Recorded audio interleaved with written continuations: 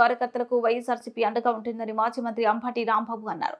గుంటూరు జైల్లో ఉన్న social media యాక్టివిటీస్లో మేక వెంకటరామరెడ్డి, కల్లం హరికృష్ణారెడ్డితో పాటు పానుగంటి చైతన్యను ఆ పార్టీ నేతలు పేర్ని నాని, ఎమ్మెల్సీ లేళ్ల అప్పిరెడ్డి, గుంటూరు మేయర్ కావటి మనోహర్ నాయుడు పరామర్శించారు.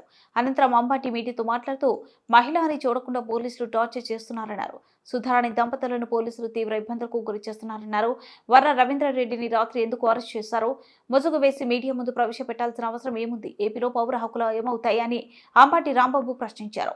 పోలీసుల చట్ట ప్రకారం పనిచేయాలి, టీడీపీకి అనుకూలంగా పనిచేయొద్దన్న అంబటి పోలీసుల కక్షగట్టి అందరినీ కేసులో ఇరికించాలని ప్రయత్నిస్తున్నారని ధ్వజమెత్తారు.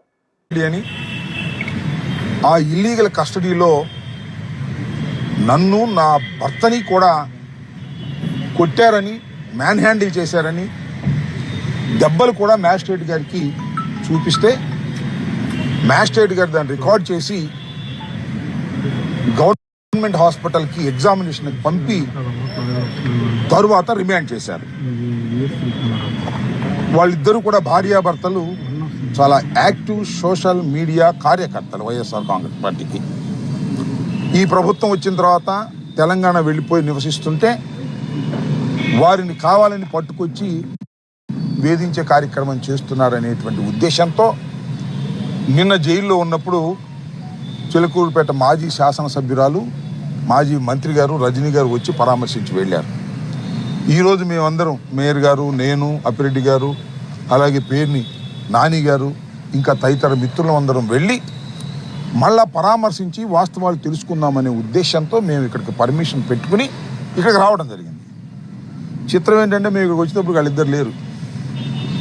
మేము వచ్చే ముందు ఒక 10 నిమిషాల ముందు, 20 నిమిషాల ముందు, 5 నిమిషాల ముందు నాకు కరెక్ట్గా తెలియదు, కానీ ఇక్కడ నుంచి వేరే చోటకు తీసుకువెళ్ళారు. పీటీ వారెంట్ వేసి వేరే చోటకు తీసుకువెళ్ళారు అనే సమాచారం మాత్రం మాకు వచ్చింది. ఎక్కడికి తీసుకెళ్లారో తెలియదు. శ్రీకాకుళం తీసుకెళ్లారో, రాజమండ్రి తీసుకెళ్లారో, చిత్తూరు తీసుకెళ్లారో, ఎక్కడికి తీసుకెళ్లారో మాకు కరెక్ట్ సమాచారం లేదు. అక్కడ కూడా ఈ కేసులు పెట్టి వేధించేటటువంటి కార్యక్రమం చేస్తున్నారు. ఇది రాష్ట్రంలో టోటల్గా జరుగుతున్నటువంటి విధానం. ఒక మహిళని నేను మనవి చేస్తున్నా, ఒక మహిళ ఆమె తప్పు చేసిందా, రైట్ చేసిందా, ఆమె ఏ పోస్టులు పెట్టింది, ఏమిటి అనేది నిర్ణయించేది ఈ పోలీస్ యంత్రాంగం కాదు, న్యాయస్థానాలు నిర్ణయిస్తాయి. పోలీస్ యంత్రాంగం చేయాల్సింది ఏమిటంటే ఒక అభియోగం వచ్చినప్పుడు ఆ అభియోగాన్ని పరిశీలించి విచారణ చేసి దానిలో సాక్ష్యాధారాలు కరెక్ట్గా ఉన్నాయని వారు భావిస్తే, ఇన్వెస్టిగేషన్లో తేలితే కోర్టులో ప్రొడ్యూస్ చేయాలి. అంతే, దట్స్ ఆల్. వితిన్ 24 అవర్స్లో కోర్టులో ప్రొడ్యూస్ చేయాలి. ఈ చిలకలూరుపేట సుధారాణి దంపతుల విషయంలో 24 అవర్స్లో కాదు, 4 రోజుల పాటు వారి దగ్గర పెట్టుకొని, అది కూడా హెబియస్ కార్పస్ పిటిషన్ని మేము హైకోర్టులో వేసిన తర్వాత గత్యంతరం లేని పరిస్థితుల్లో రాత్రి 12 గంటలకి 1 గంటకి ప్రొడ్యూస్ చేశారు. విన్నారా? పబ్లిక్ కోర్టులో కాదు, రాత్రి 12-1 గంటలకి ప్రొడ్యూస్ చేశారు. అప్పుడు మ్యాజిస్ట్రేట్ గారు రికార్డ్ చేసుకున్నారు. చిత్రం జరుగుతూ ఉన్నది వాళ్ళ రాష్ట్రంలో. ఈ ఒక కేసే కాదు, ఇవాళ చాలామందిని మేము రామకృష్ణారెడ్డిని, వెంకటరామరెడ్డిని, అశోక్ రెడ్డిని, మాకు సంబంధించిన వాళ్ళందరినీ కూడా మేము వారితో మాట్లాడాము. మేమందరం బృందంగా వెళ్ళి ఇక్కడ ఇంకో కేసు కూడా చెప్తున్నా. నిన్ననే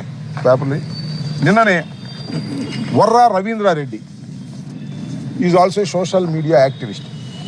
ఆయన ఎప్పుడు ప్రొడ్యూస్ చేశారు తెలుసా? రాత్రి 12ంటికి 11ంటికి. ఎందుకు ప్రొడ్యూస్ చేస్తున్నారు వీళ్ళు రాత్రిపూట? ఒకటే, ఇల్లీగల్ కస్టడీ చేశారు కాబట్టి, వారిని కొట్టారు కాబట్టి. ఈ కొట్టిన విషయాన్ని పబ్లిక్ కోర్టులో అంటే పగలు జరిగేటటువంటి కోర్టులోకి వెళ్ళి ఆ కోర్టులో ఉంటే వాడికి ధైర్యం వస్తుంది, ముద్దాయికి. అప్పుడు దాకా పోలీస్ కస్టడీలో ఉంటాడు కదా, భయంతో ఉంటాడు, చుట్టూరా పోలీసులు ఎవరు ఉండరు.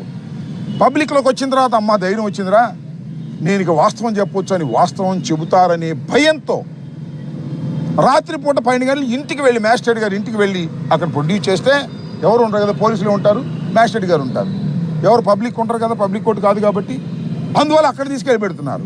ఈ విషయాన్ని తెలుసుకుని మేమేం చేస్తున్నామంటే, ఎప్పుడైతే మ్యాజిస్ట్రేట్ గారు ఇంటికాడ ప్రొడ్యూస్ చేస్తున్నారో మా అడ్వకేట్లు అందరూ వెళ్ళి మ్యాజిస్ట్రేట్ గారి కూర్చుంటున్నారు. రాత్రి జరిగింది అది. వర్ర రవీంద్రారెడ్డి అనే వ్యక్తిని నాకు చాలా చిత్రం అనిపించింది. వర్ర రవీంద్రారెడ్డి అనే వ్యక్తిని ప్రొడ్యూస్ చేసినప్పుడు నేను కూడా న్యాయవాద వృత్తిలో కొన్నాళ్ళు పనిచేశా, నేను ఎక్కడా చూడలా. చూడండి, దీనిలో ముసుగు వేసుకున్నటువంటి ముగ్గురు వ్యక్తులు ఉన్నారు. ఈ ముగ్గురులో వర్రా రవీంద్రారెడ్డి ఒక ఆయన, సుబ్బారెడ్డి ఒక ఆయన, ఇంకొక అతని పేరేదో ఉంది.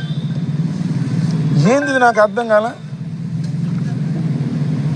పౌర సమాజంలో పౌర హక్కులు ఏమైపోతున్నాయి? నేను ప్రశ్నిస్తున్న పోలీసు వ్యవస్థని. ఆ డీజీ గారు ఐజీ ఆయన పేరేంటి, కోయా ప్రవీణ్ గారు, ఆయన ఏమండి ఇలా ధర్మమేనా ఇది? వాళ్ళు ఎవరు? వాళ్ళు ముద్దాయిలు, అక్యూజ్డ్.